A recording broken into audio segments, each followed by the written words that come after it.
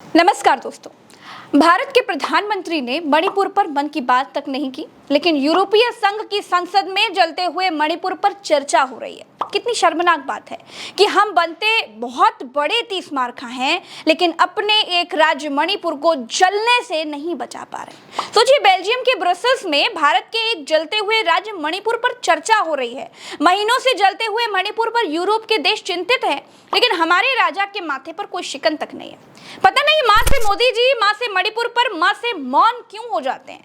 America गए थे तब भी मणिपुर जल रहा था, मिस्र गए थे तब भी मणिपुर जल रहा था, और अब फ्रांस गए हैं तब भी मणिपुर बदतर हालत में है। मोदी जी का विदेश यात्राएं बदल रही हैं, लेकिन मणिपुर को मिलती यातनाओं में कोई परिवर्तन नहीं आया, वो वैसे का वैसा ही है। द हिंदू की रिपोर्ट के मुताबिक यूरोपीय संसद में बीजेपी नेताओं पर हेट स्पीच और भारत की केंद्र सरकार पर विभाजनकारी नीति लागू करने का आरोप लगाया गया।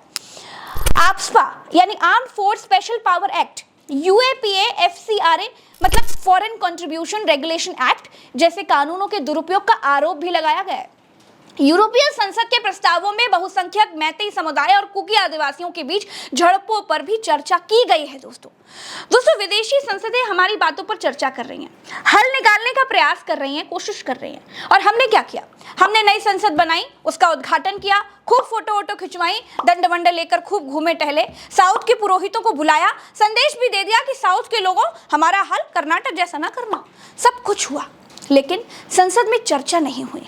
जब मणिपुर आपसे नहीं संभल रहा था तो फिर संसद का विशेष सत्र बुलाते, विपक्षियों से पूछते कि भैया कैसे कंट्रोल किया जा सकता है। जब देश का राजा अहम ब्रह्मास्मि बनने लगता है तब यही हो जाता है।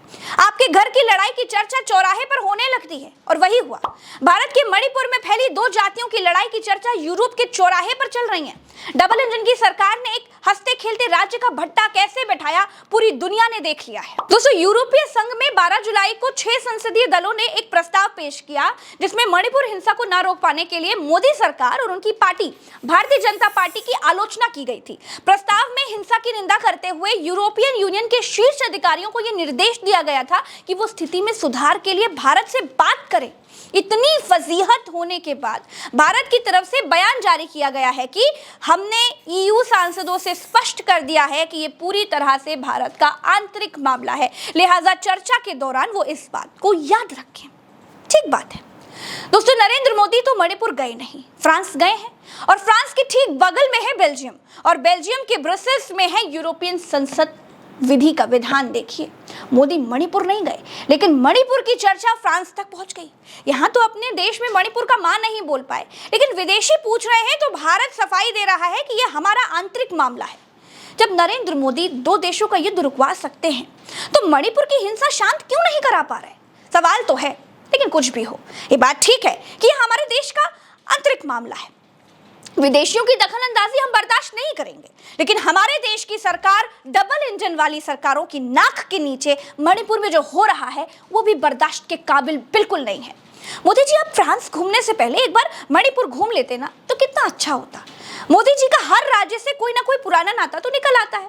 वो हर देश और राज्य में मंच से बताते हैं कि उस देश और राज्य से उनका कितना पुराना नाता है। लेकिन ये कैसी नातेदारी है कि मोदी जी मणिपुर का मान नहीं बोल पा रहे? खैर, अभी के लिए इस वीडियो में इतना ही। अगर वीडियो पसंद आया हो तो कृपया इसको शेयर जरूर कीजिएगा।